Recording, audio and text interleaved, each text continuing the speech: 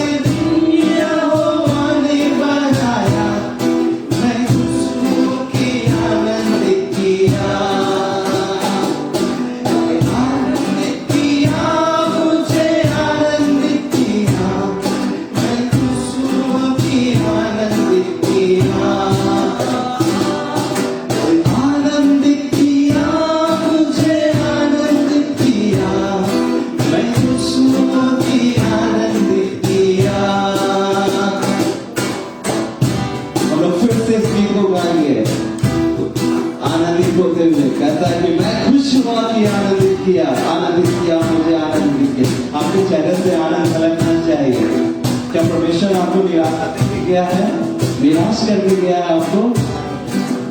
हम लोग आनंदित है, आनंद मनाते हुए इस गीत को गाएं, इसके फाटकों में प्रवेश करूंगा, मैं प्रवेश करूंगा धन्यवाद के साथ, उसके आंगनों में स्तुति करूंगा, कहूंगा ये दुनिया हो आने बनाया, मैं खुशियों की आनंद किया।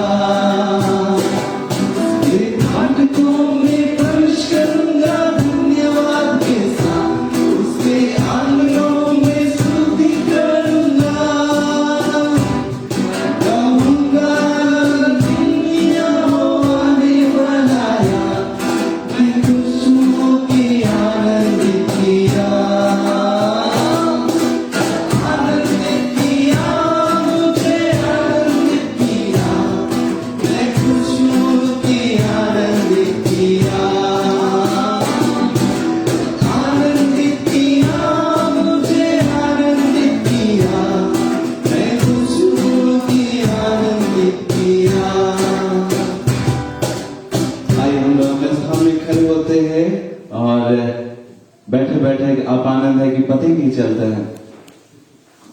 हम लोग गीत को गाएंगे वहां हालेलुया हुल्लड़ होएगा।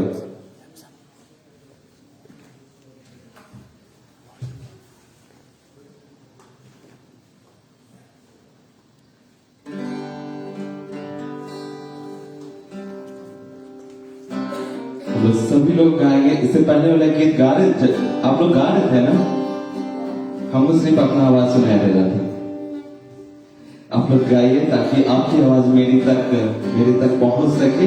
वहां हालेलुया हुल्लड़ होएगा, वहां हालेलुया चमकट होएगा, हालेलुया चिल्लाऊंगा जब देखूंगा यीशु को।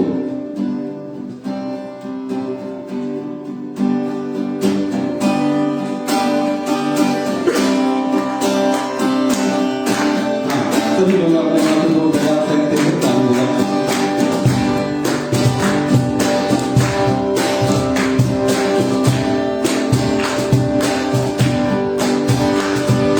हालेलुया हुल्लड़ होएगा, वहां हालेलुया चमकट होएगा, वहां हालेलुया हुल्लड़ होएगा, वहां हालेलुया चमकट होएगा।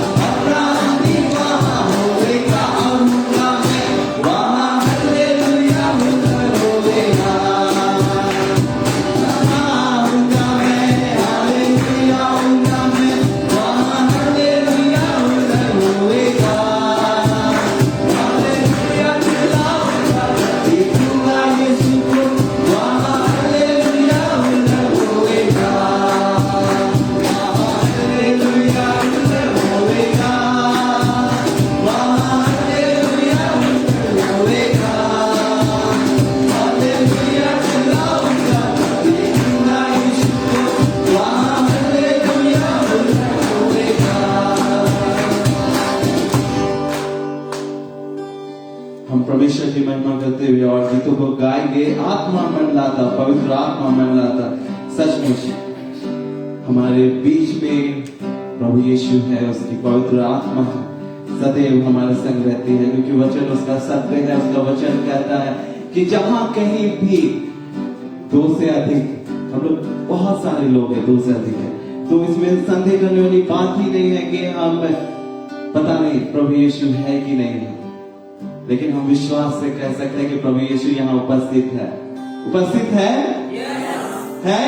Yes. आइए हम लोग इस गीत को गाते हैं। आत्मा मंडलाता पवित्र आत्मा मंडलाता पेंतिकोस्त के दिन के समान। हम ऐसे लोग हैं जिसके लिए हर दिन पेंतिकोस्त है। आमीन। आइए हम इस गीत को गाएंगे।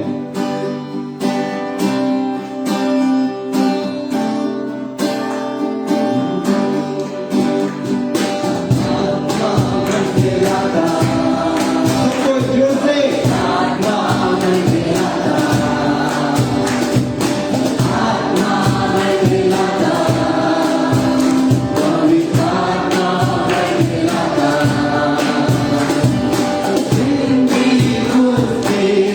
Some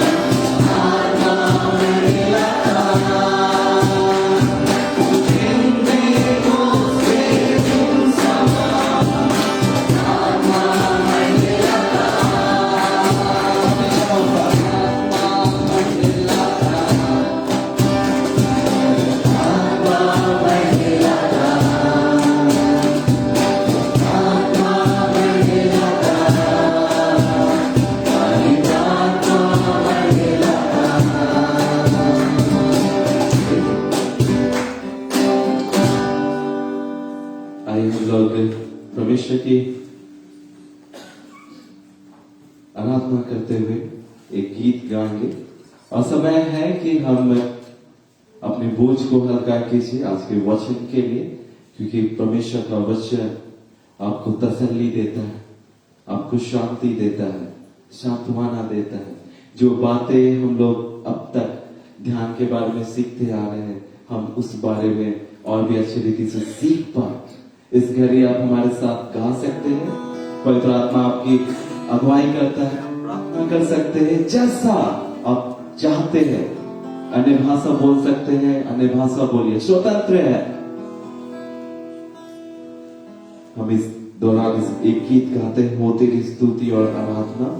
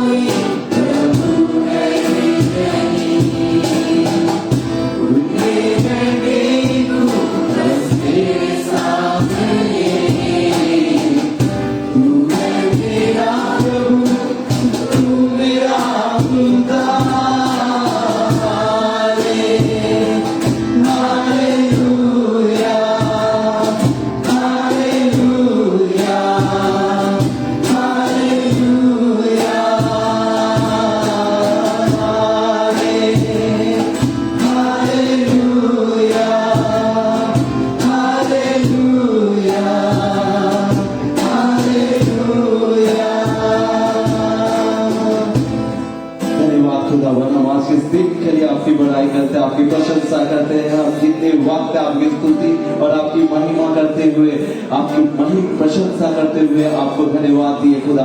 आपको अच्छा लगा प्रभु कि आपके बेटे और बेटियां एक साथ इकट्ठे होके आपकी स्तुति, आपकी प्रशंसा करते हैं। खुदावन इसके योग्य है तू खुदावन, क्योंकि तूने हमारे जीवन में अद्भुत कार्य किए हैं। हमें उस नरक के आंख से निकाल लाया है और एक नया जीवन दिया है खुदावन, और उस जीवन को हम एंजॉय कर पाते हैं। हम आज आनंदित हैं तो खुदावन आपकी बदौलत हम जितने यहाँ इकट्ठे होते हैं आपकी प्रशंसा करते हैं। हमारे हृदय में ये लालसा है कि हम आपके वचनों को और ज्यादा सीखते चले जाए और ज्यादा अपने हृदय में उसे बसाते चले जाए खुदावन, क्योंकि तूने नई वाचा के अनुसार तूने अपने वचन को हमारे हृदय में रख छोड़ा है प्रभु, और उस वचन को हम अपने हृदय से खोल रहे हैं और उसे सीख पा रहे हैं, जान पा रहे हैं। हम उस वचन को ध्यान कर पा रहे हैं, ताकि उस ऊंचाई तक जिस पर प्रभु यीशु ने पृथ्वी पर रखकर वो आनंद किया प्रभु, कि उसने अपने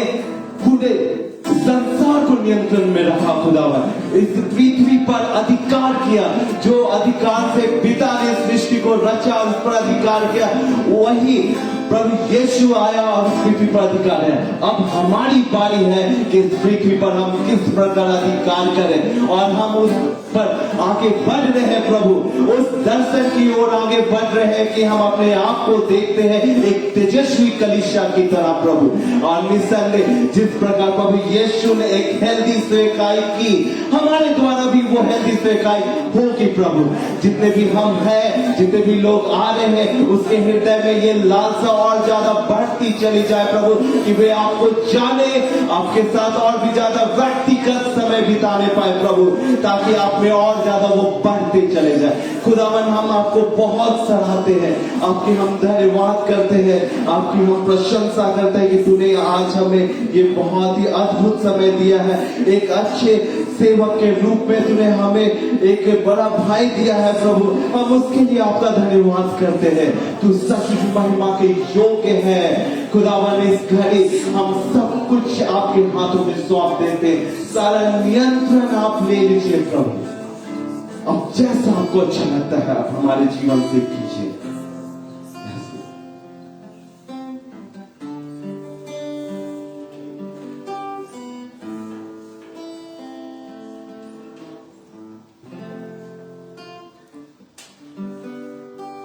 स्वामी, हम आपका धन्यवाद करते हैं। हम आपकी उपस्थिति में हैं और ये हमारा सबसे बड़ा सौभाग्य है। तूने हमें अपने करीब बुलाया है, अपनी उपस्थिति में बुलाया है, अपने साथ रखा है। धन्यवाद प्रभु यीशु मसीह के लिए, जिसने इसके लिए कठिन कीमत चुकाई, ताकि हम उसके द्वारा तेरे निकट आ सके। पिता, तू ही सहायता, इस समय तेरे वचन को सीखना चाहते हैं, अपनी आत्मा की सहायता और अगुवाई दीजिए। हम तृप्त किए जाएं, मार्गदर्शन पाए, तेरी आवाज को सुने, तेरे साथ आगे बढ़े, तू जहां हमें ले चलना चाहता है पहुंचे। धन्यवाद पिता, यीशु मसीह के नाम, आमीन। बैठ सकते हैं।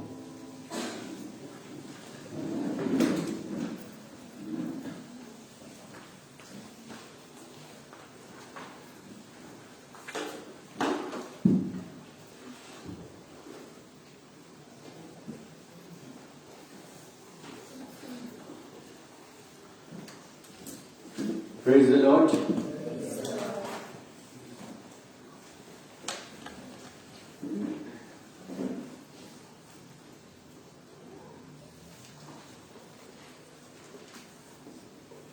पिछले सप्ताह हम लोग मेडिटेशन कैंप के लिए गए थे और हम लोगों ने वहां पर जीना सीखा। क्या सीखा? जीने के विषय में हम लोगों ने बातें की, क्योंकि जब हम इस संसार में हैं तो जीना ही है, लेकिन समस्या यह है कि हम जीना नहीं जानते। कैसे जीना चाहिए इसके विषय कोई नहीं बोलता, फिर हम जीते चले जाते हैं जैसा हमें समझ में आता है, जैसा लोग बोलते हैं, हम जीते चले जाते हैं, कोशिश करते हैं। लेकिन जब हम जीते हैं तो हम भरपूरी से नहीं जी पाते। लेकिन यीशु मसीह इसलिए आए कि हम जीवन पाए और बहुतायत से पाए। यदि हम जिए तो भरपूरी से जिए, पूरे आनंद के साथ में जिए। जिस जीवन को आदम ने मिस कर दिया था, उस जीवन को हम जिए। इसीलिए यीशु मसीह है। कुछ लोगों का कहना है कि संसार का जो जीवन है सुख और दुख से भरा हुआ है, और वे सुख और दुख के साथ में चलते रहते हैं, चलते रहना चाहते हैं। ऐसे लोगों को सिखाते हैं, फिर लोगों का जीवन भी वैसा ही हो जाता है। लेकिन उसका कारण यह है कि लोग जीना नहीं जानते। इस दुनिया में है तो बहुत सारी चुनौतियां जरूर होंगी, बहुत सारी समस्याएं जरूर आएंगी, और शैतान भी चुप नहीं रहेगा। लेकिन इन सब के बीच में हम जीते हैं, इन सब के बीच में हम खड़े होते हैं, इन सब के बीच में हम परमेश्वर के जन बनकर, परमेश्वर के लोग बनकर यहां काम करते हैं और हम जीते हैं। और इस कठिनाई में परमेश्वर ने यह नहीं कहा कि आनंद तुम्हारे लिए उपलब्ध नहीं होगा, आनंद हमारे लिए उपलब्ध है। उसका तो कहना है कि आनंदित रहो। वो बार बार कहता है कि हम आनंदित रहे। वो क्यों? क्योंकि आनंदित रहा जा सकता है, किसी भी परिस्थिति में आनंदित रहा जा सकता है, किसी भी चुनौती का सामना करते हुए आनंदित रहा जा सकता है। लेकिन लोग जब जीना नहीं जानते तो आनंदित रहना भी नहीं जानते, और जिसका नतीजा है कि वे उदास रहते, दुखी रहते, परेशान रहते। लेकिन हम लोगों ने इस बात को सीखा कि हमें कैसे जीना चाहिए। आज मैं उन बातों को दोहराने के लिए यहां पर नहीं हूं, लेकिन ध्यान के संबंध में और कुछ बातें बोलने के लिए मैं आपके सामने हूं। हम लोगों ने ध्यान के संबंध में बहुत सारी चीजों को सीखा, और जो पिछले सप्ताह हम लोग जीने के विषय में सुन रहे थे वो भी ध्यान से ही संबंधित है। क्योंकि यदि आप ध्यान करना नहीं जानते तो उस प्रकार आप जी भी नहीं सकते जिस प्रकार आपको सिखाया गया। जब आपको ये कहा गया कि अभी जिए, आज में जिए, यदि आप ध्यान करना नहीं जानते तो आप भटक कर फिर भूतकाल में चले जाएंगे, फिर भटक कर भविष्य में चले जाएंगे। लेकिन यदि आप ध्यान करना जानते हैं तो आप आज में जी सकेंगे। फिर यदि आप ध्यान करना जानते हैं तो जो कुछ आपके पास है उसको आप जी पाएंगे। यदि आप ध्यान नहीं करना जानते तो फिर भटक कर उन बातों में चले जाएंगे जो आपके पास नहीं है। जो आप है उसको आप नहीं जी पाएंगे, फिर किसी और के पीछे चले जाएंगे, उसके समान जीने की कोशिश करेंगे। लेकिन जब आप ध्यान करना जानते तो ये बात आपके लिए आसान हो जाती है, और परमेश्वर की उपस्थिति आप हमेशा अनुभव करते हैं। और परमेश्वर की उपस्थिति से जो हर एक क्षण है वो आपका बेस्ट मोमेंट होता है। आपको आनंद ढूंढने के लिए पीछे नहीं जाना पड़ता, आपको भविष्य में कल्पना नहीं करनी पड़ती। अभी का जो क्षण है वो सर्वोत्तम क्षण होता है, आप इसको जी सकते हैं। और इसलिए ध्यान सीखना बहुत जरूरी है, ध्यान करना बहुत जरूरी है। इस संसार में जो लोग हैं, इंक्लूडिंग मसीही, सब कोई समस्याओं का सामना करते हैं। शैतान चुनौतियां खड़ा करता है और हम उनका सामना करते हैं। बहुत सारी समस्याएं, लेकिन मैंने सारी समस्याओं को देखने की कोशिश की, अलग अलग तरह की समस्याएं, और मैंने क्या देखा कि उसमें 90% समस्याएं जो हैं वो तो मन से जुड़ी, साइकोलॉजी से जुड़ी। यहां तक कि बहुत सारी स्वास्थ्य संबंधित समस्याएं भी साइकोलॉजी से जुड़ी हुई। बहुत सारी समस्या साइकोलॉजी से जुड़ी, मन से जुड़ी। और मैं इस बात को सोचता हूं कि यदि कोई व्यक्ति मसीही है तो उसको तो इन 90% समस्याओं से पूरी तरह आजाद रहना चाहिए, मन से संबंधित समस्याओं से आजाद रहना चाहिए, और उसके कारण जो स्वास्थ्य पर बुरा असर पड़ रहा है उससे भी आजाद रहना चाहिए। क्योंकि वो व्यक्ति मन के स्तर पर जीने के लिए नहीं है, बल्कि उसको पार करके वो आत्मा के स्तर पर जीने के लिए। इसी के लिए हमें बुलाया गया। हम लोग आत्मिक जीवन कहते हैं, वो मानसिक जीवन नहीं। मानसिक जीवन संसार के लोग जीते हैं, हमें तो आत्मिक जीवन के लिए बुलाया गया। और ये जो आत्मिक जीवन है मन से उस पार का है। तो जो जिस व्यक्ति ने मन से उस पार अपने आप को पहुंचा दिया, वो मन की समस्याओं से कैसे उलझ सकता है? कैसे वो समस्या उसको परेशान कर सकती है, दुखी कर सकती है? उसको नहीं कर सकती, क्योंकि वो उस पार चला गया। लेकिन हकीकत अगर आप देखें तो यही मिलेगा कि लोग समस्याओं से ग्रस्त हैं, और जितने मसीही हैं वे भी समस्याओं से ग्रस्त हैं, और सब मानसिक समस्याओं से ग्रस्त हैं। ज्यादातर मानसिक समस्याओं से अलग कोई दो ही प्रकार की समस्याएं होती है। आपके खाने पीने, जीने, रोजगार से संबंधित समस्या, और दूसरी समस्या जो स्वास्थ्य के संबंध में हो सकती है, और बाकी सब तो मन का फितूर ही है। लेकिन मसीही उन्हीं समस्याओं में उलझे रहते हैं, और उनका जो जीवन है वो दुख से भरा हुआ रहता है। वे कभी भी सुखी नहीं रह पाते, कभी भी आनंदित नहीं रह पाते।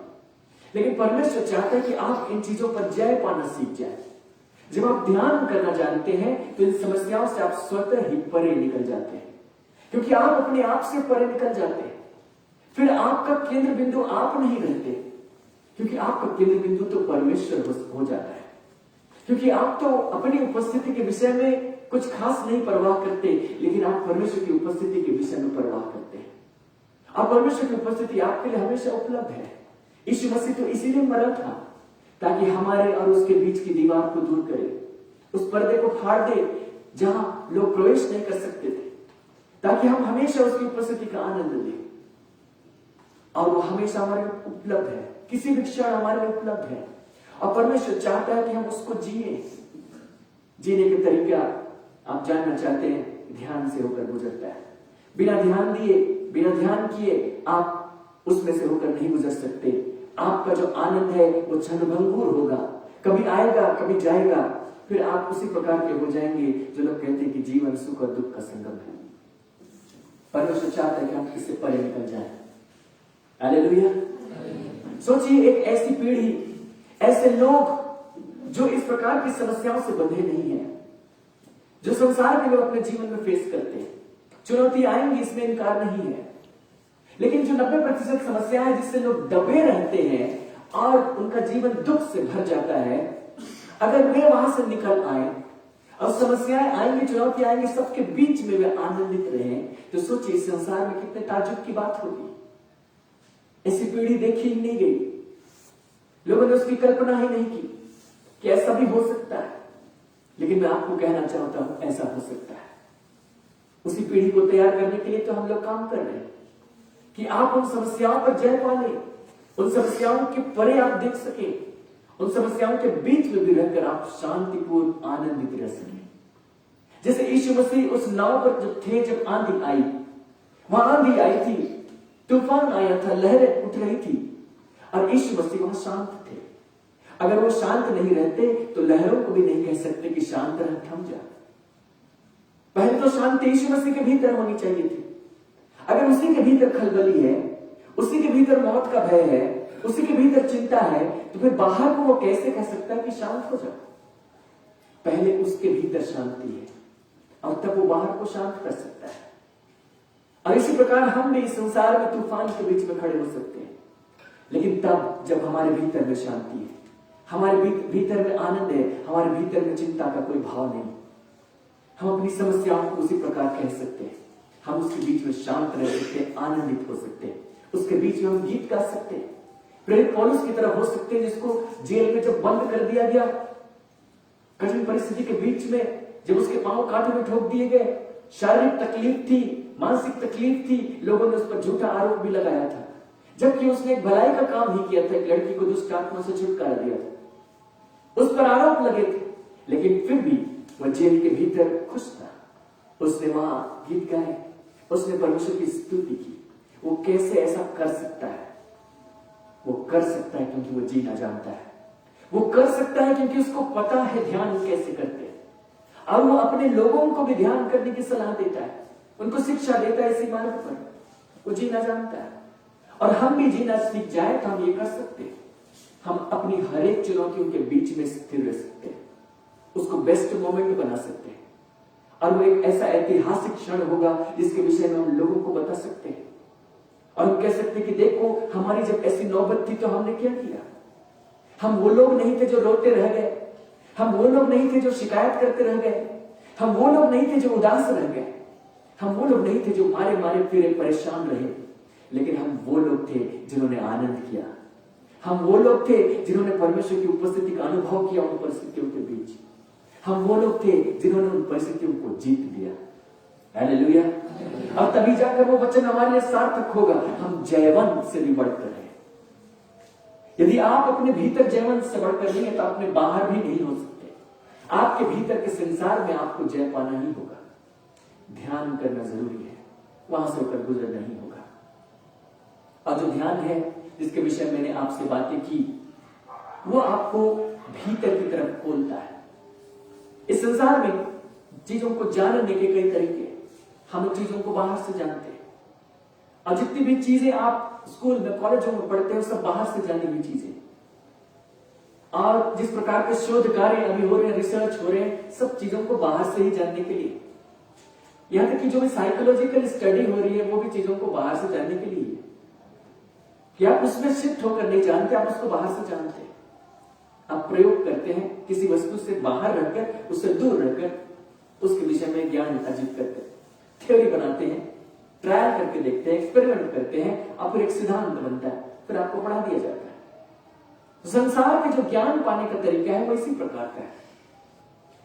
और जो सबसे दुख की बात है वो ये है कि जो आत्मिक ज्ञान का जो तरीका है उसको भी लोगों ने उसी के साथ समानांतर बदल डाला।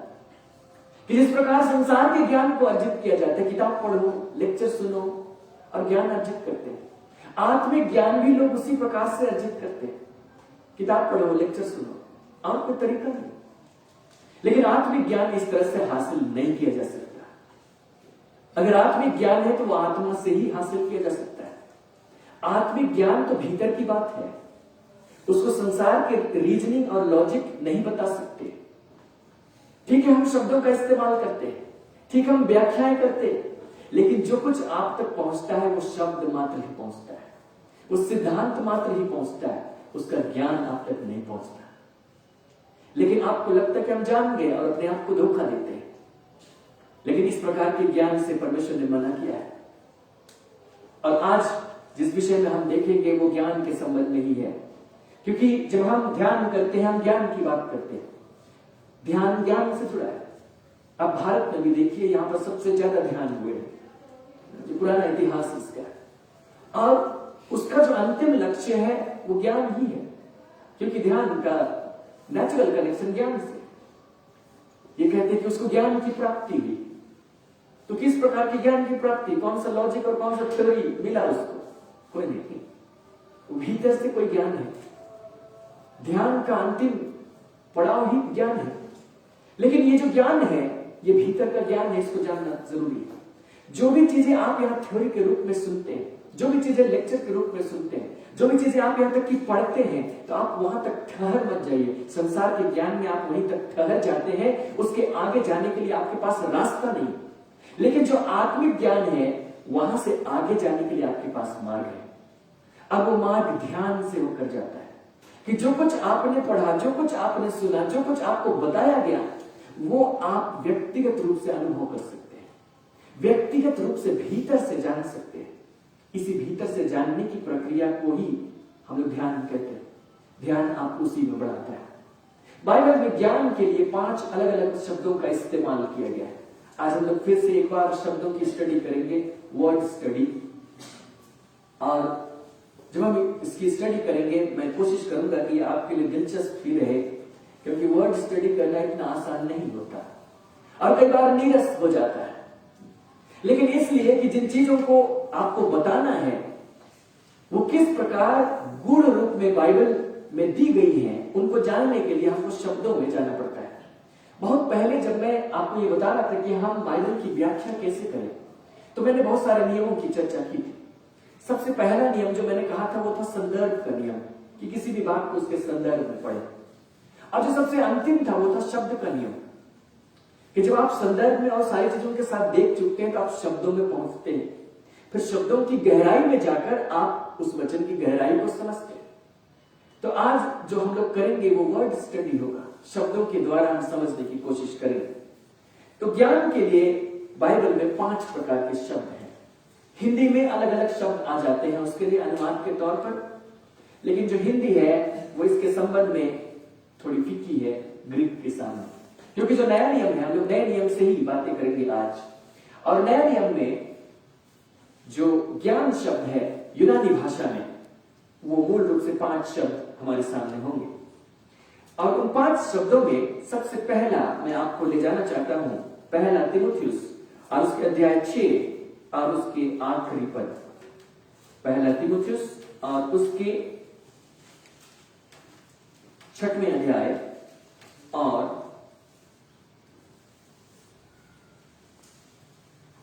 पद 21, बल्कि इसके 22 से ही हम लोग, 20 से ही हम लोग देख सकते हैं। वहां पर ज्ञान शब्द आता है, अगर आप हिंदी में देखें और फिर इंग्लिश में देखेंगे तो वहां पर भी आपके लिए शब्द होगा, लेकिन जो शब्द होगा वो अलग प्रकार का होगा।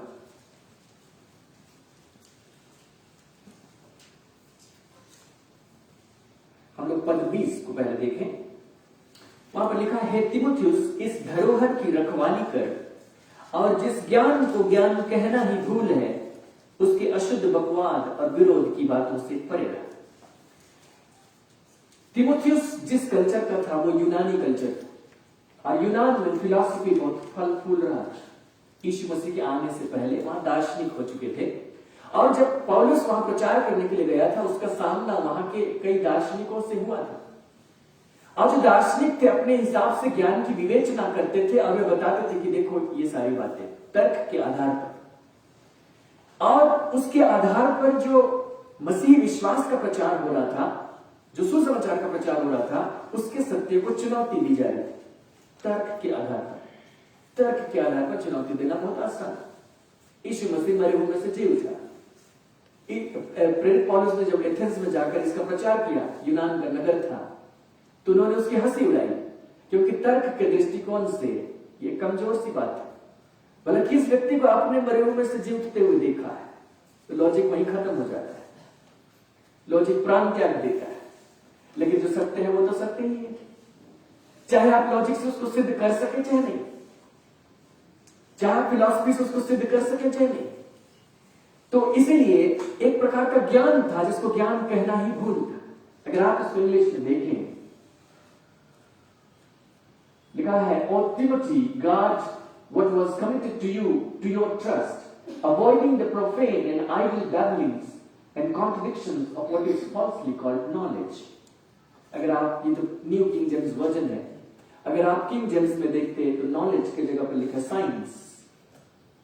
ठीक है, साइंस का वो मतलब नहीं, लेकिन साइंस एक प्रकार का नॉलेज ही है।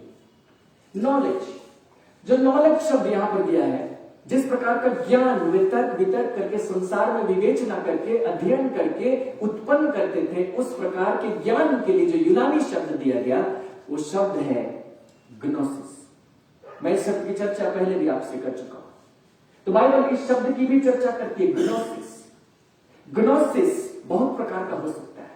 ग्नोसिस संसार का हो सकता है। जो साइंस आप पढ़ते हैं वो ग्नोसिस है, ठीक है, जो कॉलेजों में स्कूलों में पढ़ते हैं। जो आर्ट्स आप पढ़ते हैं वो ग्नोसिस है, वो सब कुछ ग्नोसिस ही है। वो ग्नोसिस जिस प्रकार का ज्ञान है जो आपको किताबों में दिया जाता है, बाहर से दिया जाता है, आपने खुद जाकर ट्राई नहीं किया, आपने लैब में टेस्ट नहीं किया, आपको कह दिया गया, थोड़ा सा तर्क दे दिया गया, फिर आपको बता दिया गया कि धरती नहीं घूमती, सूरज नहीं घूमता, धरती घूमती। दो चार लॉजिक आपको ये बताया गया, नाव उधर से चढ़ती है तो आधा दिखता है, फिर और आधा दिखता है। कभी आपने जाकर देखा? कभी नहीं। समंदर में जब नाव दूर से आती है, जहाज आता है, लॉजिक ये है क्योंकि पृथ्वी उधर तो गहरी होगी, गोल है, तो उधर से आ रही है तो धीरे धीरे करके उसका ऊपरी हिस्सा दिखेगा, फिर निचला हिस्सा दिखेगा।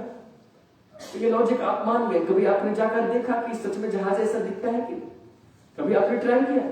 नहीं, आपने मान लिया। तो आपको सप्लाई किया गया कुछ ज्ञान, और मैं नहीं कह रहा कि वो झूठा है, लेकिन कुछ ज्ञान सप्लाई किया गया, आपने उसको टेस्ट ट्रायल करके नहीं देखा, जस्ट आपको सौंप दिया गया, आपको कुछ दे दिया गया वो ज्ञान। इस प्रकार का जो ज्ञान है वह ग्नोसिस। और जो शास्त्र है, पवित्र शास्त्र, वो भी इस प्रकार का ज्ञान आपको दे सकता है, ग्नोसिस। अब मैं आपको बताऊं कि जो थियोलॉजिकल इंस्टीट्यूट्स होते हैं उनमें ग्नोसिस ही पढ़ाया जाता है, क्योंकि ग्नोसिस ही पढ़ा सकते हैं, उनको ग्नोसिस ही दिया जाता है, वे ग्नोसिस लेकर के ही निकल जाते हैं। जो इसका ज्ञान आता है, उद्धार के संबंध में बाइबल क्या कहती है, मृत्यु के संबंध में क्या कहती है, परमेश्वर के विषय में क्या है, अनंत जीवन के विषय में क्या है, बहुत कुछ विषय होंगे। उन सारे विषयों पर उत्पत्ति से लेकर प्रकाश के वाक्य तक नतीजा निकालकर एक ज्ञान, एक सार, एक सारांश, सिद्धांत लेकर आ जाएंगे, वो ग्नोसिस की है। लेकिन ये जो ग्नोसिस है, इस पर ठहर मत जाइए। ग्नोसिस पाना अच्छी बात है, लेकिन कुछ ग्नोसिस ऐसे हो सकते हैं जो आपको परमेश्वर की उपस्थिति से या उसके सत्य से दूर कर सकते हैं। ऐसी ग्नोसिस से परे रहिए। तीमुथियुस को यह कहा गया, क्योंकि वो तर्क वितर्क करके आते हैं, और जो परमेश्वर का सत्य है, परमेश्वर का ज्ञान है, वो आत्मा से जुड़ा हुआ है। आत्मा के विषय में कोई रिसर्च नहीं हुआ, आत्मा के विषय में कोई एक्सपेरिमेंट सफल नहीं। बाकी चीजों के विषय में है, आपके मन के ऊपर में रिसर्च हुए, एक्सपेरिमेंट हुए, क्योंकि आपका मन अस्तित्व में दिखता है, लोगों की पहुंच के भीतर है। लेकिन आत्मा, फिर लोग कहेंगे आत्मा होती नहीं। तो जिसके विषय में वो लोग जानते नहीं, उसके विषय जो ज्ञान दिया जा रहा है, तो उसके आधार पर नहीं हो सकता जो संसार में है। जो आत्मिक बातें हैं वो तो आपको दिख नहीं रही, फिर संसार में उपस्थित चीजों के आधार पर उसकी व्याख्या कैसे करेंगे? है ना? मेरी बात समझ रहे? मैं कठिन बातें बोल रहा हूं और इसलिए मैं आपको ये जरूर चाहूंगा कि आप दोबारा जाकर इसको YouTube में देखें। संसार में जो चीजें हैं, ठीक है, वो हमारे समझ के भीतर दी गई। मैं इसको समझाने के लिए हमारे ब्लॉग में हमने लिखा है कि जैसे एक आयामी वस्तु, 1 डायमेंशनल, 2 डायमेंशनल, 3 डायमेंशनल, हम लोग उनको समझते हैं। जो 2 आयामी है, जैसे ये फर्श जिस पर आप बैठे हैं, जिस पर कुर्सियां रखी हैं, इस फर्श में अगर कुछ भी ड्रॉ किया जाए, बनाया जाए, कोई आकृति बनाई जा सकती, बहुत सारी आकृतियां, सब जो आकृतियां हैं वे द्विआयामी है। उसमें लंबाई है, उसमें चौड़ाई है, लेकिन ऊंचाई और गहराई नहीं।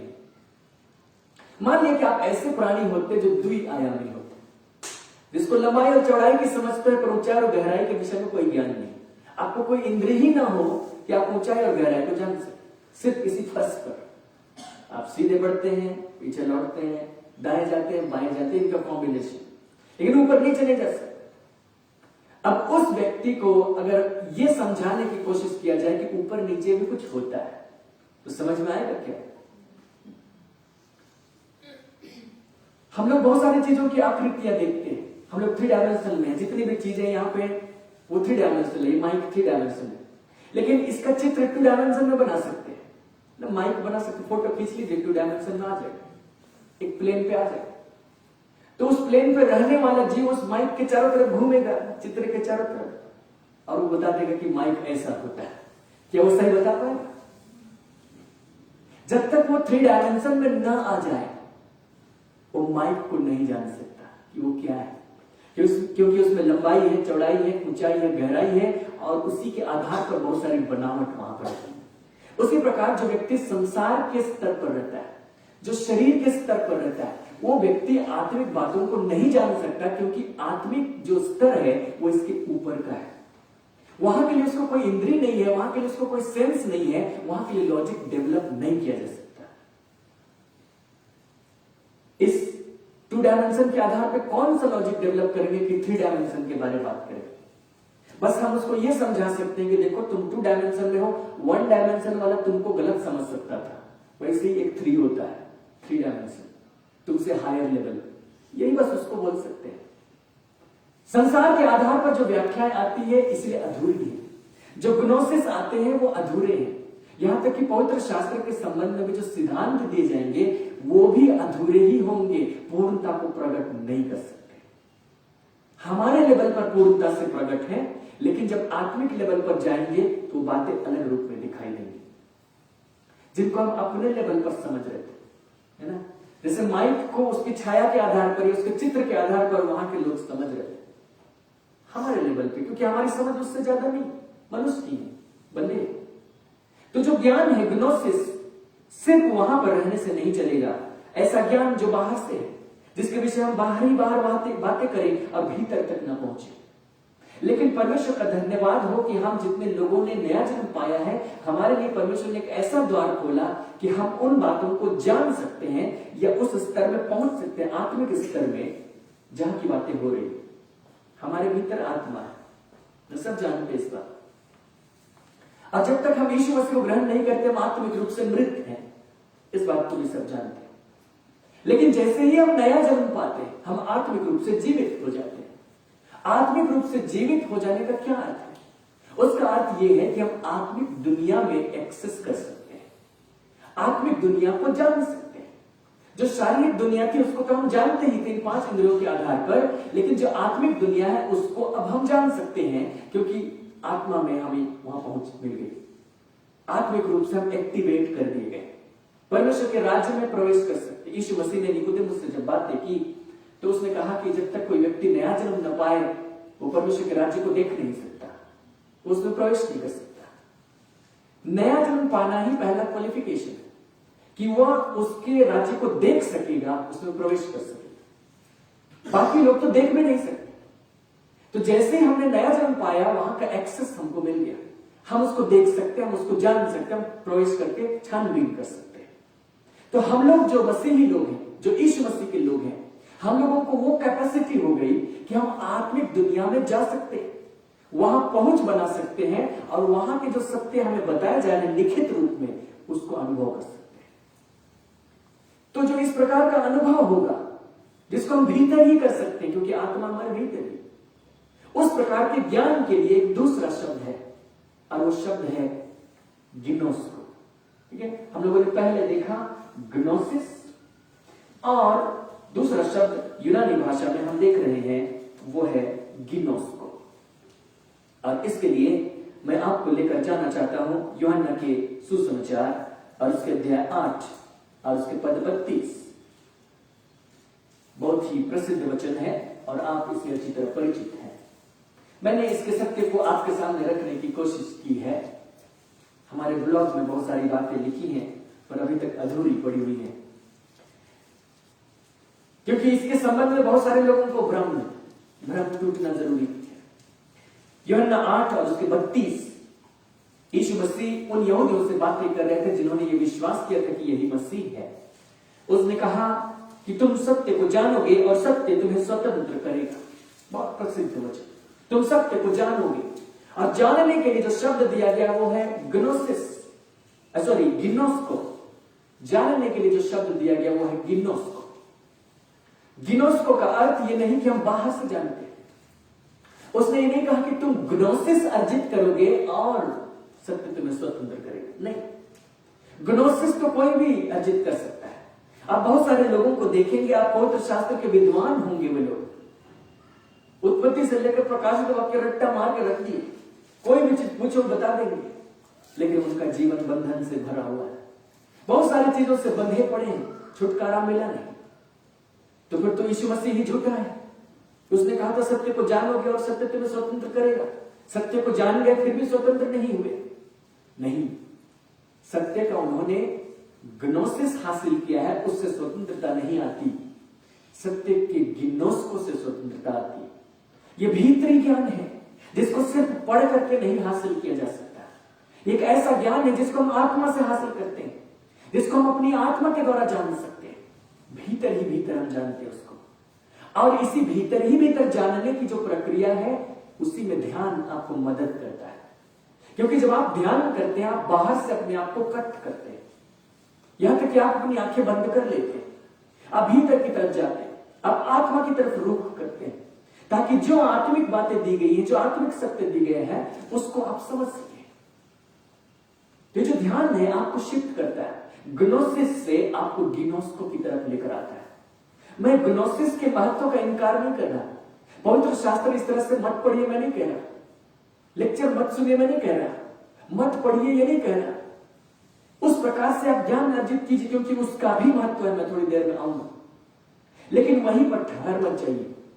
जो कुछ आपने पढ़ा है उससे संतुष्ट मत हो जाइए कि मैंने पढ़ लिया, हम जानते हैं, ऐसी बात है। उससे गहरा कुछ है। जो कुछ आपने सुना उससे गहरा कुछ है, उसको वाकई में अनुभव किया जा सकता है, उसको भीतर से जाना जा सकता है। इसके लिए ध्यान कीजिए, फिर आप गिनोस को पाएंगे। आप अपने भीतर उस प्रकार के ज्ञान को पाएंगे जो बाहर के लोग नहीं पा सके, जो फिलोसोफर नहीं पा सके, जो रिसर्चर नहीं पा सके, जो अध्ययन करने वाले और संसार के विद्वान नहीं पा सके। और इसीलिए तो परमेश्वर ने संसार के ज्ञान को मूर्खता ठहराया, क्योंकि संसार में जो भी ज्ञान हो वो बाहर से ही पा रहे हैं, और परमेश्वर का जो ज्ञान है वो भीतर से होगा। जो भीतर से होगा उसके सामने बाहर का ज्ञान मूर्खता ही होगा, क्योंकि जो बाहर का ज्ञान है उनके लेवल का होगा, लेकिन जो भीतर का ज्ञान होगा वो परमेश्वर के लेवल का हो सकता है, क्योंकि परमेश्वर आत्मा है और आप आत्मा में एक्सेस कर सकते हैं। मैं कुछ बातों को आपको दिखाना चाहता हूं इस गिनोस्को के संबंध में।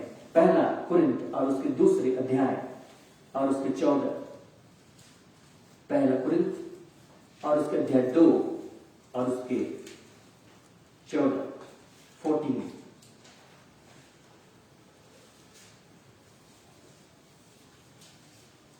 यह लिखा है, परंतु शारीरिक मनुष्य परमेश्वर की आत्मा की बातें ग्रहण नहीं करता, क्योंकि वे उसकी दृष्टि में मूर्खता की बातें हैं और न वह उन्हें जान सकता है, क्योंकि उनकी जांच आत्मिक रीति से होती है। शारीरिक मनुष्य शरीर पर आधारित है, वो अपनी 5 इंद्रियों पर आधारित है और वो परमेश्वर के आत्मा की बातें जान नहीं सकता, उसको बकवास लगती है, वो उनको जान नहीं सकता। जो जानने के लिए जो शब्द है वो शब्द है गिनोस्को। इंग्लिश में लिखा है, but the natural man does not receive the things of the spirit of God for they are foolishness to him, nor can he know them. और जो जानने के लिए शब्द है वो शब्द है गिनोस्को। Nor can he know them because they are spiritually discerned, क्योंकि उनकी जांच आत्मिक रीति से होती है। जो आत्मिक ज्ञान है उनकी जांच आत्मिक रीति से होती है, शारीरिक लोग उसको नहीं जान सकते। अब देखिए, हमारी समस्या यह है कि हम शारीरिक मनुष्य के रूप में संसार में उत्पन्न हुए और वहीं पर ट्रेन किए गए। 5 इंद्रियों का हमने काम में लाना शुरू किया, हमने सीखा, हमने प्रैक्टिस की। जब हमने चलना सीखा तो उन इंद्रियों के बल पर ही चलना सीखा। हमने अंदाजा लगाना सीखा, सही जगह पर कदम चलाना सीखा और खड़े हो गए, चलने लगे, पढ़ने लिखने लगे। सब कुछ इन 5 इंद्रियों के आधार पर ही है और इन 5 इंद्रियों के आधार पर हम जीवन बिता देते हैं। मसीही लोग भी, ज्यादातर लोग इन्हीं 5 इंद्रियों के आधार पर जीवन बिता देते हैं। लेकिन हमारे लिए एक चीज है जो बाकी लोगों के पास नहीं, और वह आत्मा, जिसका एक्सेस हमको दिया गया नया जन्म के द्वारा। हम वहां पहुंच सकते हैं जो संसार के लोग नहीं पहुंच सकते। और वो बहुत महत्वपूर्ण बात है, वो बहुत बड़ी आशीष की बात है। अगर हम उसका इस्तेमाल न करें तो फिर हम संसार के बाकी लोगों के समान ही होंगे। शारीरिक मनुष्य कभी भी आत्मा की बातें ग्रहण नहीं कर सकता, जान ही नहीं सकता, लेकिन हम जान सकते हैं। हमारे लिए परमेश्वर का आत्मा इसीलिए दिया गया है।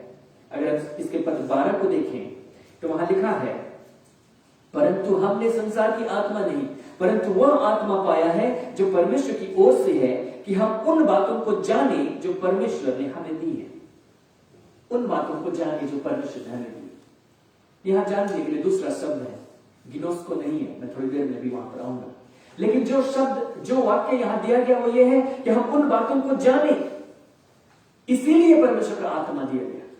और उसी ज्ञान के विषय आगे कहते हुए पद 14 में कहा गया कि संसार का मनुष्य उसे नहीं जान सकता। संसार के मनुष्य को तो उसका गिनोस्को हो ही नहीं सकता। संसार का मनुष्य उसका गिनोसिस जरूर पा सकता है। जिन बातों को हम कह सकते हैं उसको लेकर किताब लिख सकता है, गिनोसिस जरूर ले सकता है, लेकिन गिनोस्को नहीं हो सकता। लेकिन गिनोस्को से आगे भी कोई चीज है जिसको पद 12 में लिखा गया। अब परमेश्वर का आत्मा हमें इसलिए दिया गया कि हम उन बातों को आइडो करें। हम थोड़ी देर में वहां पहुंचे, लेकिन ये जो गिनोस्को है उसके संबंध में मैं एक और बात दिखाना चाहता हूं कि किस प्रकार गिनोसिस से अलग है। इफिसी और उसके 3 अध्याय और उसके 19, इफिसी 3 और उसके 19, यहां लिखा है, और मसीह के उस प्रेम को जान सको जो ज्ञान से परे। मसीह के उस प्रेम को जान सको जो ज्ञान से परे। मसीह का प्रेम अगर ज्ञान से परे है तो उसको जानेंगे कैसे, है ना? क्योंकि इंग्लिश में ऐसा लिखा है, to know the love of Christ which passes knowledge. अगर वो नॉलेज से ही परे है तो हम उसको जानेंगे कैसे?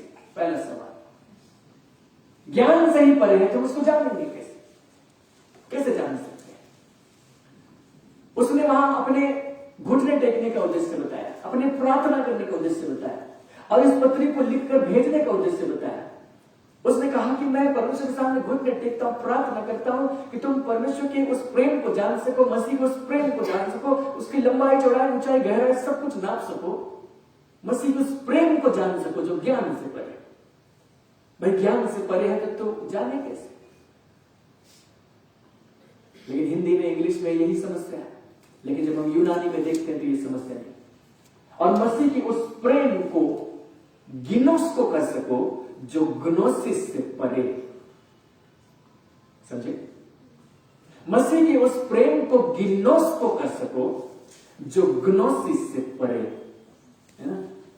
जो रिटन नॉलेज है, लिखा हुआ प्रेम के विषय में बड़ी बड़ी पोथियां लिख दी जाए। आप प्रेम जान जाएंगे क्या? नहीं जान सकते। मसीह के प्रेम के विषय में भी बड़ी बड़ी पोथियां लिख दी जाए, आप जान सकेंगे क्या उसका प्रेम? नहीं जान सकेंगे। आप तभी प्रेम जान सकेंगे जब आप प्रेम को भीतर से जानें।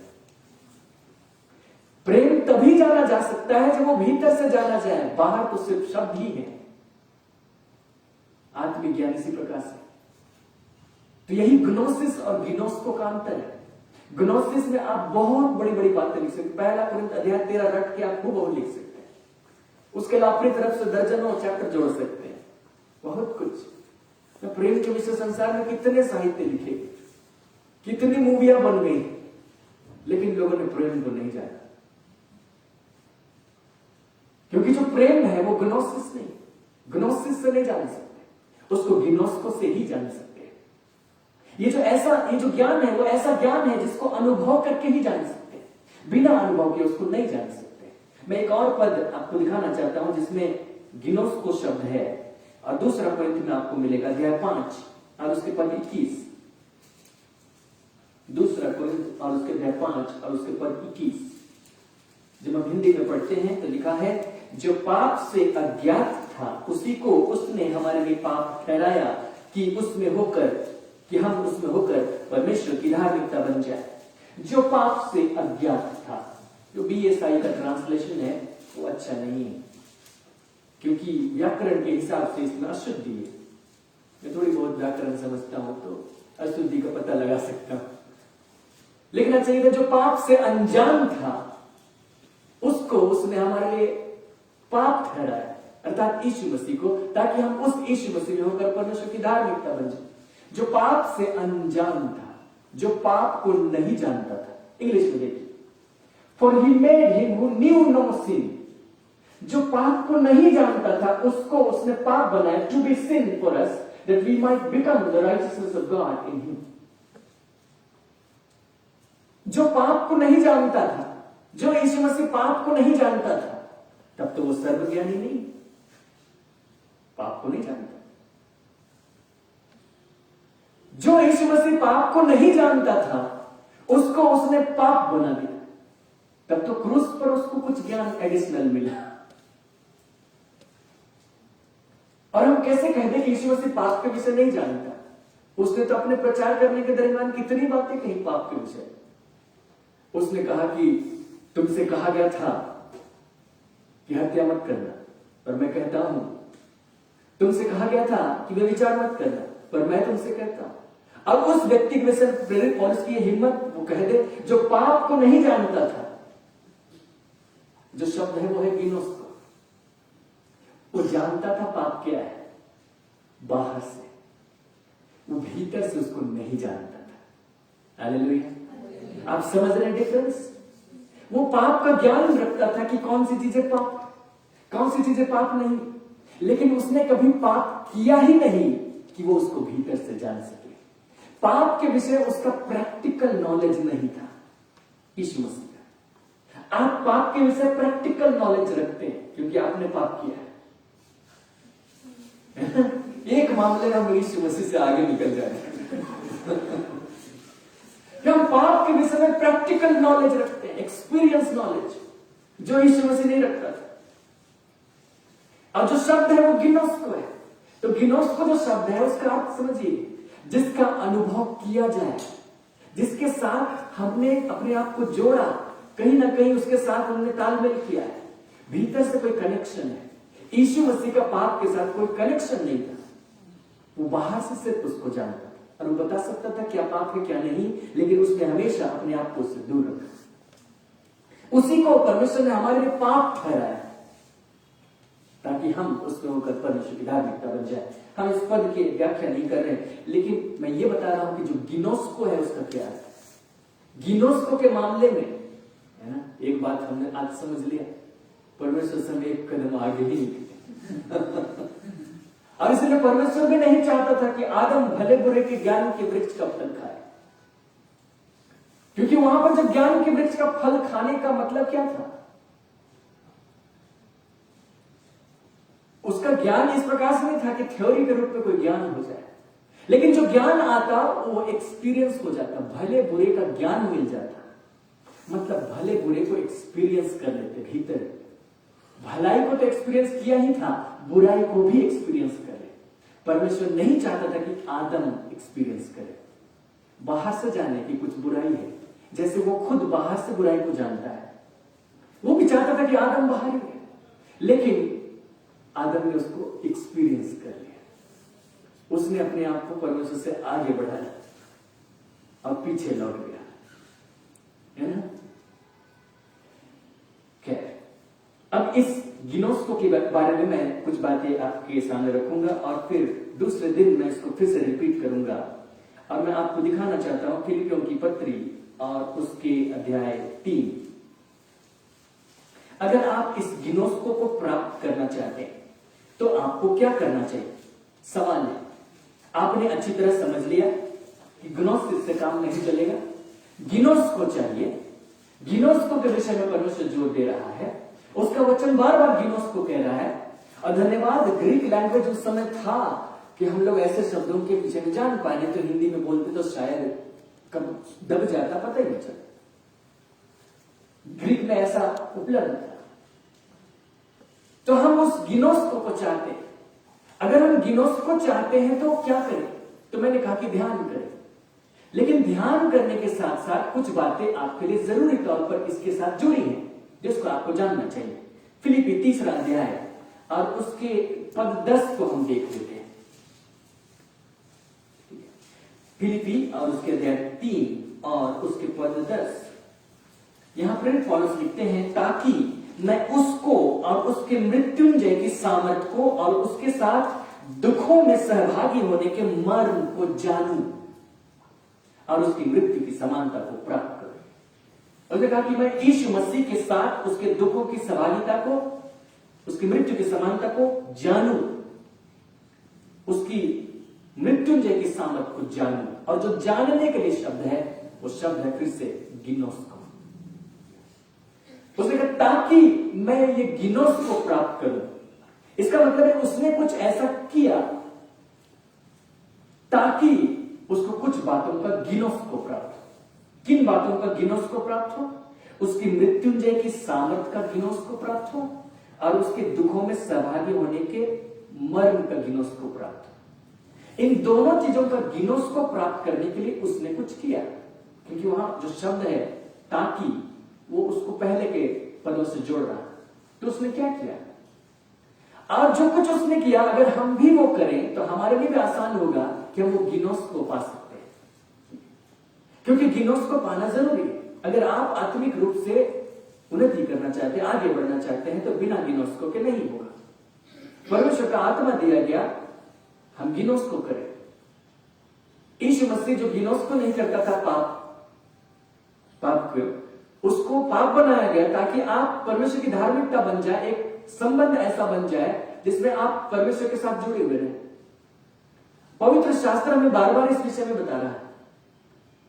इसका मतलब जोर दिया जा रहा है कि हम गिनोस्को प्राप्त करें, तो कुछ तो करना चाहिए गिनोस्को पाने के लिए। एक तो मैंने आपसे कह दिया कि आप ध्यान करें, लेकिन एक और बात है जिसके विषय में पहले भी कह चुका हूं, आज फिर से कहूंगा। उसने पद 7 से कहा, जो कुछ उसने किया था उसको उसने ऊपर कह दिया है।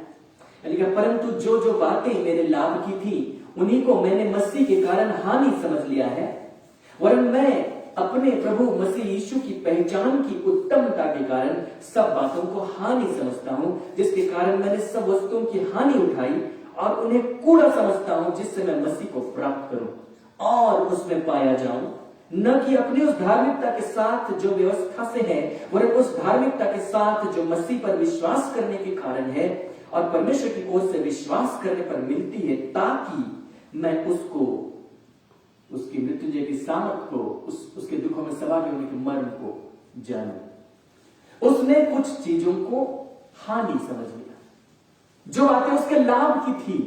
बहुत सारी चीजें उसके लाभ की थी। कौन सी चीजें लाभ की थी? ऊपर से आप पढ़िए पद 5 से। 8वें दिन मेरा खतना हुआ, इजराइल के वंश और बिन्यामीन के गोत्र का हूं, इब्रानियों का इब्रानी, व्यवस्था के विषय में यदि कहो तो फरीसी हूं, उत्साह के विषय कहो तो कलीसिया का सताने वाला, व्यवस्था की धार्मिकता के विषय यदि कहो तो निर्दोष था। ये सारी बातें थी जिसको उसने, जो उसके लाभ की थी, उसको उसने हानि समझ ली। जब वो फरीसियों के कट्टर समुदाय से आता था, उसने मसीहों को सताने की योजना बनाई। महायाजक से आज्ञा पत्र उसने निकलवाया और जाकर पकड़ने के लिए निकल गया। और जो कुछ उस हिसाब से, उस परंपरा के मुताबिक जो सर्वश्रेष्ठ था, वो पौलुस के पास था। वो उस समय के सर्वश्रेष्ठ शिक्षक गमलीएल के चरणों पर बैठकर सीखा था। वो बहुत सज्जन पुरुष था और विद्वान था और जो व्यवस्था थी उसका अच्छा ज्ञाता था। प्रेरित पौलुस ने वही सीखा था। जो कुछ उसने सीखा उस ज्ञान के आधार पर उसके अंदर में एक जलन थी परमेश्वर के लिए, और उसने देखा कि मसीही जो आ गए हैं उस व्यवस्था के खिलाफ काम कर रहे, उसके साथ तालमेल नहीं कर रहे, या हमारी रीति परंपरा का नुकसान कर, उनको पकड़ने के लिए निकला। तो जो कुछ उसको दिया गया था संसार के ज्ञान के हिसाब से, यहां तक कि व्यवस्था के ज्ञान के हिसाब से, उसके आधार पर वो मसीहत का विरोध करने के लिए निकला। लेकिन यीशु मसीह ने उसका सामना किया और तब सत्य से उसकी मुलाकात हुई।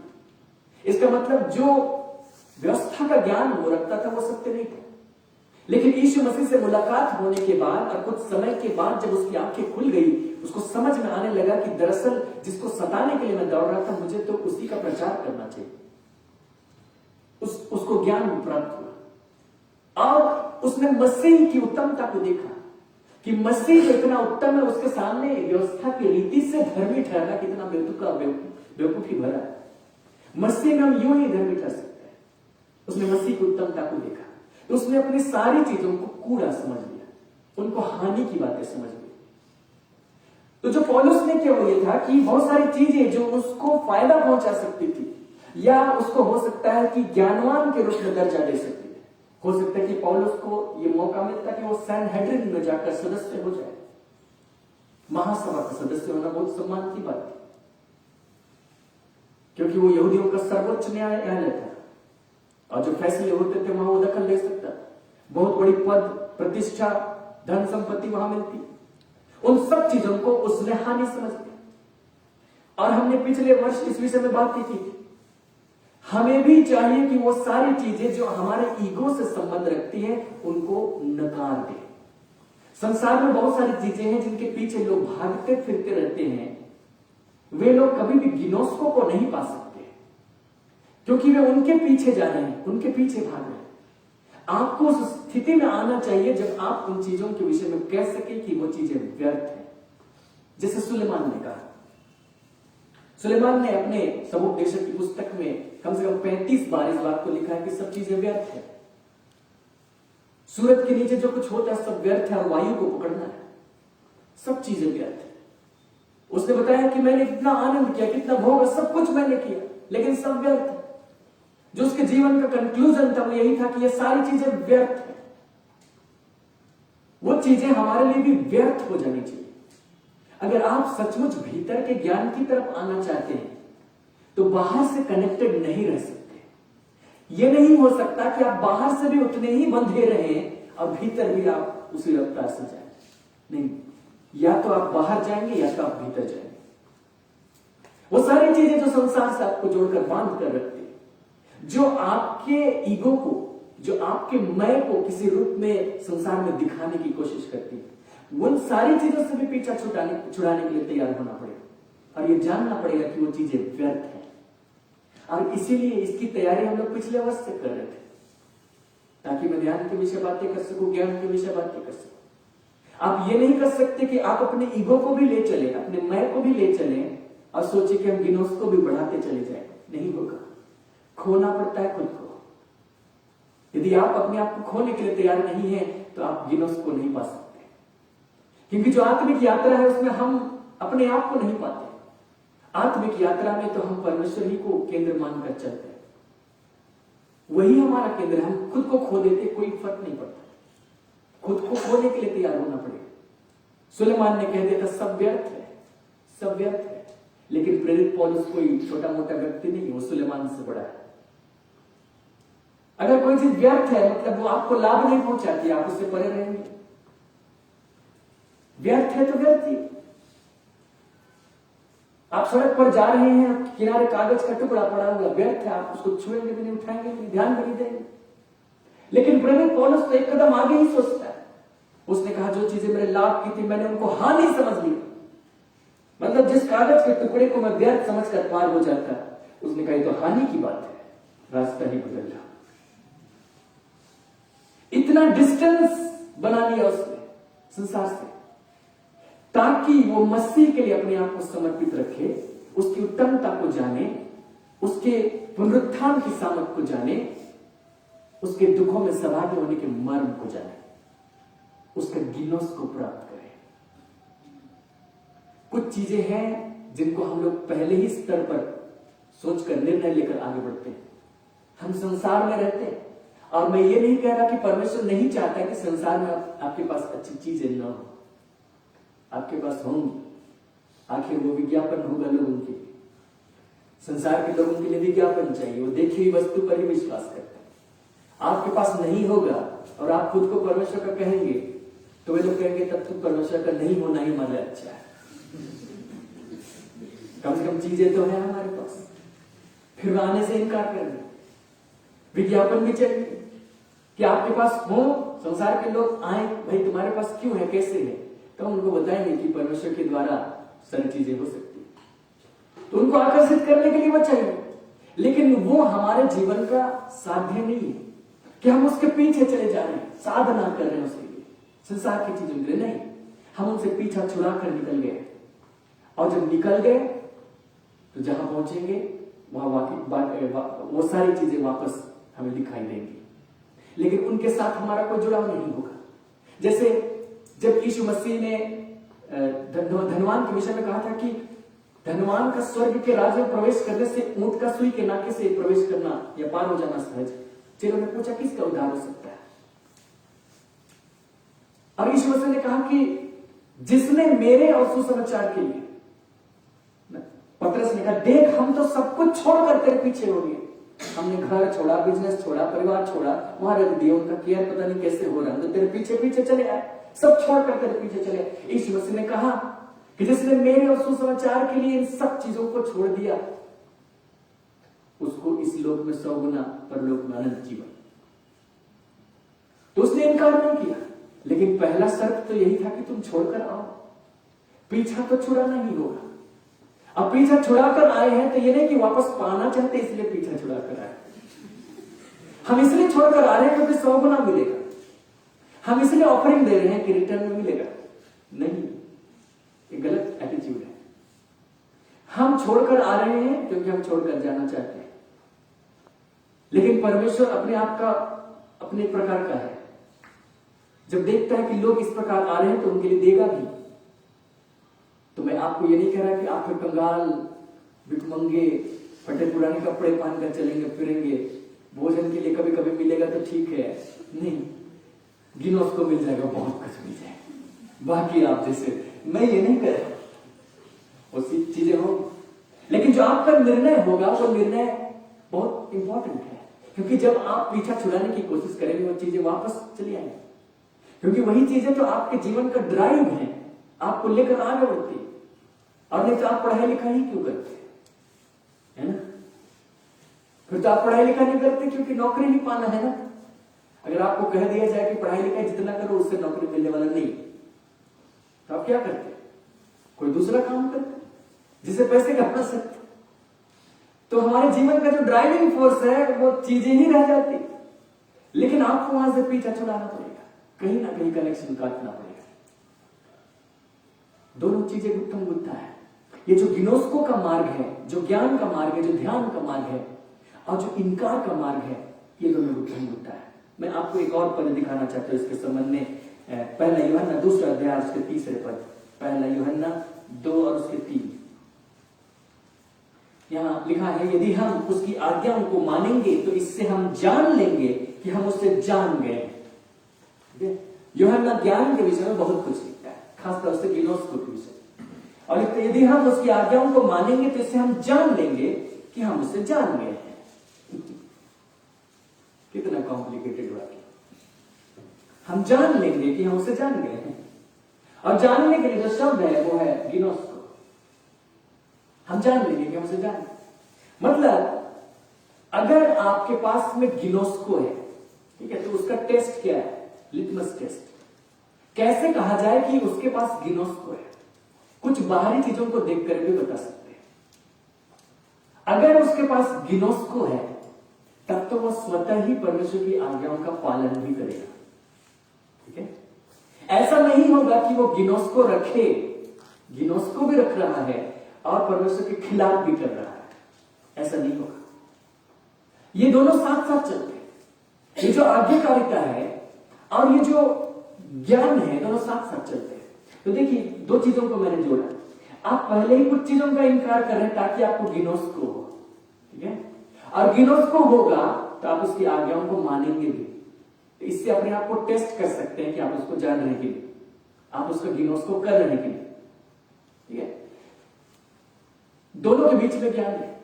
आप कुछ चीजों का चुनाव करते हैं इनकार करने के लिए ताकि गिनोस को पाए, और गिनोस को पाते हैं तो परमेश्वर की आज्ञाओं को मानते हैं। ये इस तरह से कि मानो आप अंधेरे रास्ते पर चल रहे विश्वास की चाल, आपको रास्ता पता नहीं और आप कहेंगे कि हमको रास्ता दिखेगा तब ना चलेंगे, और कोई कहे कि तुम चलो ना रास्ता दिख जाएगा, फिर आप जैसे चलते हैं तो रास्ता आपको दिख जाता है।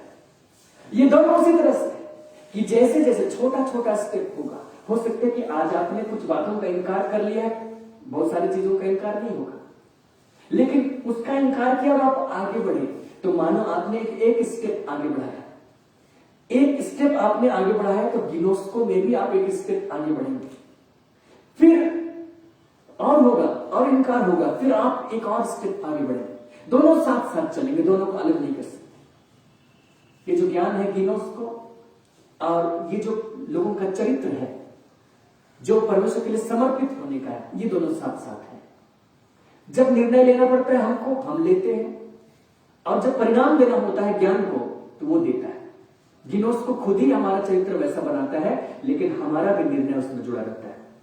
हम चलते जाते परमेश्वर प्रकट करता जाता है। समय खत्म हो गया। आज हम लोग सिर्फ गिनोस्को के विषय में अभी तक बातें कर पाए, मुझे और भी बातें करनी है। क्या करें? आपको घर भी जाना है या आप सुनने के लिए तैयार है कुछ देर? अगर आपको समझ में आ रहा होगा तो सुनने में इंटरेस्ट होगा, लेकिन अगर आपको समझ में नहीं आ रहा होगा तो लगेगा कि क्या बकवास है। मैं इसके आगे आपको ले जाना चाहता हूं। गिनोस्को से आगे भी कुछ है, मैं यही आपको कहना चाहता हूं।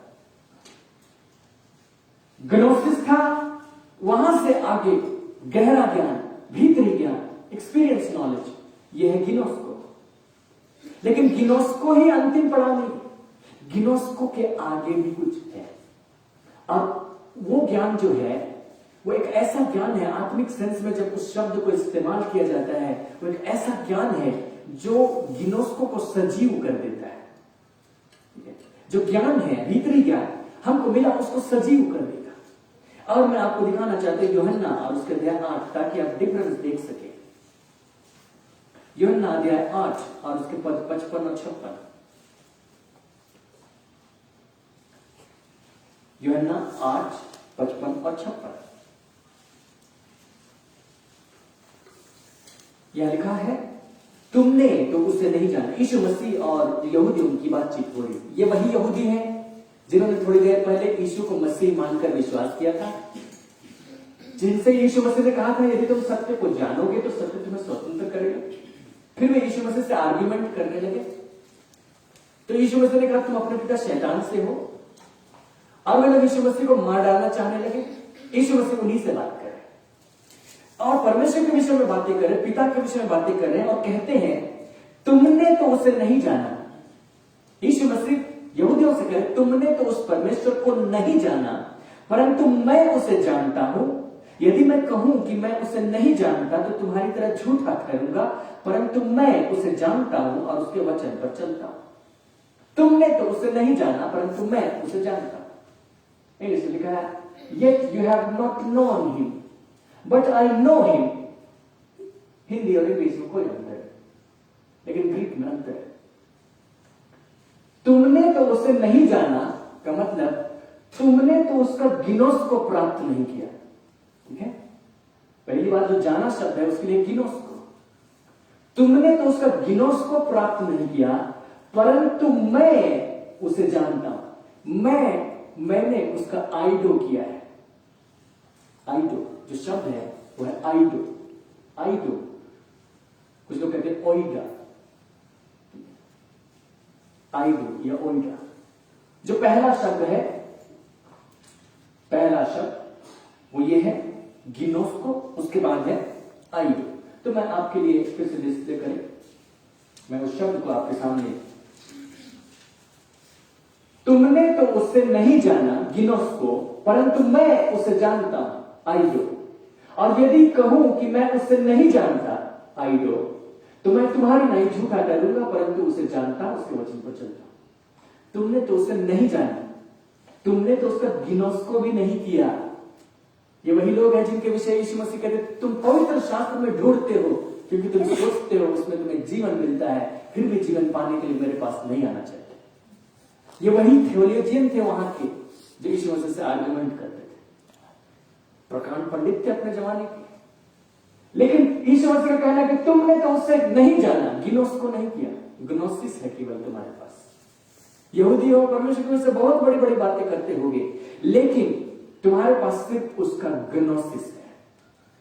तुमने उसका गिनोस्को नहीं किया, तुमने उससे नहीं जाना। और देखो मैं तो आइडो करता हूं। ये गिनोस्को से बेहतर है, बड़ा है। अब जो आइडो है उसका जो शाब्दिक अर्थ है वो है देखना, आंखों से देखना। मैं उसे देखता हूं, और ये देखना है, इसका जो अनुवाद है ये जानने के लिए भी किया जाता है कि मानो मैं ऐसे जानता हूं कि मानो उसको देखता हूं। तुम क्या जानते हो परमेश्वर के विषय? जो पढ़े हो, लाल समुद्र को 2 भाग में बांटा, विपत्ति भेजा, मन्ना गिरा, यही ना जानते हो? तुम्हारा तो कोई एक्सपीरियंस नहीं, तुमने तो सिर्फ पढ़ा है, गीतों में गाते हो, कल्चर में है, इसलिए है। तुमने तो अनुभव नहीं किया, तुम्हारा तो एक्सपीरियंस नॉलेज नहीं है। लेकिन मेरा और पिता का रिश्ता क्या है तुम जानना चाहते हो? मैं उसे देखता हूं, आइडो। मानो ऐसा है कि पिता मेरे लिए प्रत्यक्ष है, मेरे सामने ही है। तुम तो बस शब्द जानते हो, अनुभव तक नहीं है तुम्हारे पास, लेकिन मैं उसे देखता हूं आमने सामने, मैं उसे जानता हूं। और यदि मैं इनकार करूं कि मैं नहीं जानता, मेरे पास आइडो नहीं है, तो मैं झूठ बोल दूंगा। झूठ नहीं बोलने वाला मैं पिता को देखता हूं, आइडो। और इसके ठीक बाद का जो पद है मैं आपको दिखाऊं, वहां पर लिखा है पद 56, तुम्हारा पिता अब्राहम मेरा दिन देखने की आशा से बहुत मगन था। ठीक है, तुम्हारा पिता अब्राहम मेरा दिन देखने की आशा से बहुत मगन था। जो देखने के लिए जो शब्द है वह आइडो, क्योंकि आइडो का अर्थ होता है देखना। लेकिन जो आइडो है वो ज्ञान के अर्थ में भी इस्तेमाल किया जाता है। बाइबल में जब आप देखेंगे कई बार आइडो का अर्थ जो अनुवाद है देखने के रूप में किया गया, कई बार उसको ज्ञान के रूप में किया गया। तो जो देखना है वो भी एक प्रकार का ज्ञान है। जैसे मैं आपको देख रहा हूं तो मुझे आपके विषय में कुछ ज्ञान है, आप यहां हैं, आप कैसे हैं, मुझे दिखता है। और ये जो ज्ञान है ये ऐसा ज्ञान है मानो साक्षात है, वो मेरे सामने उपस्थित है। और ऐसा ज्ञान है कि मैं उसके प्रति सचेत हूं क्योंकि मेरी नजर पड़ रही। अवेयरनेस, जैसे कि मैं अवेयर हूं उस बात के प्रति। ये जो गिनोस्को है वो ऐसा होगा कि जिस क्षण आपको गिनोस्को होगा किसी चीज का, उस क्षण आपके लिए बहुत पावरफुल क्षण होगा। लेकिन अगर उसमें आइडो जोड़ दिया जाए तो ऐसा होगा कि वो क्षण एक्सटेंड हो गया। सिर्फ उसी क्षण तक वो सीमित नहीं था जब आपको गिनोस्को हुआ था, लेकिन अभी भी आप उसका आइडो कर रहे हैं, अभी भी आप उसको देख रहे हैं, अभी भी मानो वो चीज आपके लिए प्रत्यक्ष है। गिनोस्को आपको समय समय पर होगा। आप कोई चीज पर मेडिटेट करेंगे, इनकार करते हुए आगे बढ़ेंगे, आपके अंदर गिनोस्को होगा। फिर गिनोस्को के साथ में आपको जब आइडो होगा तो यह होगा कि मानो जो चीज का गिनोस्को आपको हुआ था वो आपसे हटता ही नहीं, आपकी आंखों से दूर ही नहीं होता, ओझल ही नहीं होता। पुराने नियम में इस प्रकार के ज्ञान की चर्चा की गई थी। जब नीति वचन में उपदेश दिया गया था, कहा गया था कि जो मेरे पुत्र, जो बातें मैं तुमसे कहता हूं तुम्हारी आंखों की ओट ना होने पाए। जो इब्रानी कल्चर थे उसमें इस तरह का सेंस था, तुम्हारी आंखों की ओट ना होने पाए, तुम्हारे आंखों से ना हटे, देखते रहो, कॉन्शियस रहो उसके प्रति। तो जो आइडो है मानो ऐसे कि हम उसके प्रति कॉन्शियस हैं। जिस चीज का ज्ञान हमको अंदरूनी तौर पर हुआ हम उसके लिए कॉन्शियस हैं। ऐसा नहीं था कि कि 5 दिन पहले हुआ फिर अब तो डल हो गया, दब गया। नहीं, आइडो अगर है तो अभी भी हम कॉन्शियस हैं उसके प्रति, अभी भी वो मेरे भीतर में क्रियाशील है, अभी भी उस ज्ञान की जो ज्योति है मेरे भीतर चमक रही है। आइडो। अब प्रेरित पौलुस ने इस बात को लिखा है कि हमें ये जो आइडो है वो चाहिए। ये जो आइडो है नॉर्मल अर्थ में जब उसका इस्तेमाल किया जाता है संपूर्ण बाइबल में तो जानकारी के रूप में किया जाता है। आपको जानकारी होना चाहिए, जानकारी होनी चाहिए। लेकिन जब आत्मिक सेंस में इस्तेमाल करते हैं तो एक ऐसी जानकारी है जिसमें आप प्रत्यक्ष हो जाते हैं, आपके सामने साक्षात हो जाता है। आपको सिर्फ इंफॉर्मेशन बाहर से नहीं है लेकिन वो प्रत्यक्ष हो जाता है आपके साथ, क्योंकि गिनोसिस के साथ में जुड़ा है, सॉरी गिनोस्को के साथ में जुड़ा है। ये जो आइडो है जब गिनोस्को के साथ जुड़ जाता है तो पावरफुल हो जाता है। ऐसे भी आइडो हमारे पास रहते हैं, जैसे हम जानते हैं कि परमेश्वर सब शक्तिमान, ये इंफॉर्मेशन है हमको, ये आइडो ही है। जो इंफॉर्मेशन है, अवेयरनेस है किसी प्रकार का परमेश्वर के ज्ञान, उसको भी आइडो बोलते हैं। लेकिन मैं गिनोस्को के साथ उसको जोड़ रहा हूं, क्योंकि यीशु मसीह ने गिनोस्को के साथ में जोड़ा। तुमको गिनोस्को नहीं है, मुझे आइडो। आइडो ऐसे नॉर्मल तौर पर थियोलॉजियंस को मिलता ही है, हम लोगों को भी रहते ही, हम बाइबल पढ़ते हैं हमको आइडो मिल ही जाता है, अवेयर रहते किसी किसी बात के प्रति। लेकिन गिनोस्को के साथ वो अवेयरनेस नहीं रहता है तो वो आइडो व्यर्थ हो जाता है, यूजलेस हो जाता है, उसको इस्तेमाल नहीं कर सकते। लेकिन जब हम उसी ध्यान में आगे बढ़ते हैं तो हम लोग उस सेंस में पहुंचते हैं जहां आइडो है, जहां वो चीजें हमारे लिए प्रत्यक्ष है, हम उसको जीते रहते हैं, हम उससे बाहर नहीं निकलते, हम उसमें पड़े रहते हैं। इसके संबंध में और भी बातें हैं लेकिन आज समय इसकी इजाजत नहीं दे रहा। और मैं आपको ये बताना चाहता हूं कि आइडो फाइनल वर्ड नहीं है, इसके बाद भी कुछ है जिसको हम लोग आने वाले दिनों में चर्चा करेंगे। मैंने कहा कि टोटल 5 शब्द हैं यूनानी भाषा में ज्ञान के लिए। 3 शब्दों को हमने देखा, एक है ग्नोसिस, एक है गिनोस्को और एक है आइडो। 2 शब्द बाकी हैं जिनको हम लोग आने वाले दिनों में देखेंगे। लेकिन मैं आपको ये बताना चाहता हूं कि जो बाकी शब्द बच रहे हैं वो बहुत महत्वपूर्ण है, उस पर बहुत जोर दिया गया है पवित्र शास्त्र में। और वो शब्द हमें समझना इतना महत्वपूर्ण है कि उसी में हमारे जीवन का सारांश होगा। ये गिनोस्को है, ये तो शुरुआत है। आइडो है वो जस्ट उसका एक्सटेंशन है, लेकिन उसके आगे जो ज्ञान है वो हमारा संपूर्ण जीवन होगा। और वहां तक पहुंचने का जो मार्ग है वो ध्यान से होकर जाता है। वो आपकी इनकार से शुरू होता है कि आप चीजों का इनकार करना शुरू करते हैं, बहुत सारी चीजों का आप ध्यान के लिए अपने आप को देते हैं, आप महत्व देते हैं परमेश्वर की बातों को, आत्मा की बातों को, और संसार की चीजों का इनकार करते चले जाते हैं। फिर बाद में आप पाते हैं कि ये तो आपका नॉर्मल स्वभाव है, संसार की चीजों से आप बंधे नहीं है, जुड़े नहीं। शुरू में तो आप प्रयास करते हैं लेकिन फिर आप आगे बढ़ते चले जाते हैं, गिनोस्को में आते हैं, आइडो में जाते हैं, फिर उसके आगे जाते हैं। धीरे धीरे करके मैं आपको आगे ले जाऊंगा। आज के लिए हम लोग इतना ही करें। आइए हम लोग प्रार्थना करेंगे।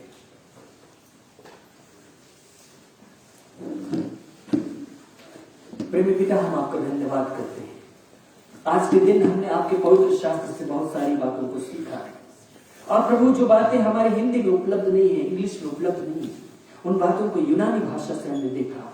प्रभु, हम धन्यवाद करते हैं कि जो ज्ञान हमें संसार से अर्जित करते हैं, तू सिर्फ उस प्रकार का ज्ञान हमें नहीं देता, लेकिन तू भीतरी ज्ञान हमें देना चाहता है और चाहता है कि वो ज्ञान हमारे लिए प्रत्यक्ष हो जाए। वो ज्ञान ऐसा हो कि वो उसके प्रति हम सचेत हो जाए, कॉन्शियस हो जाए हमेशा।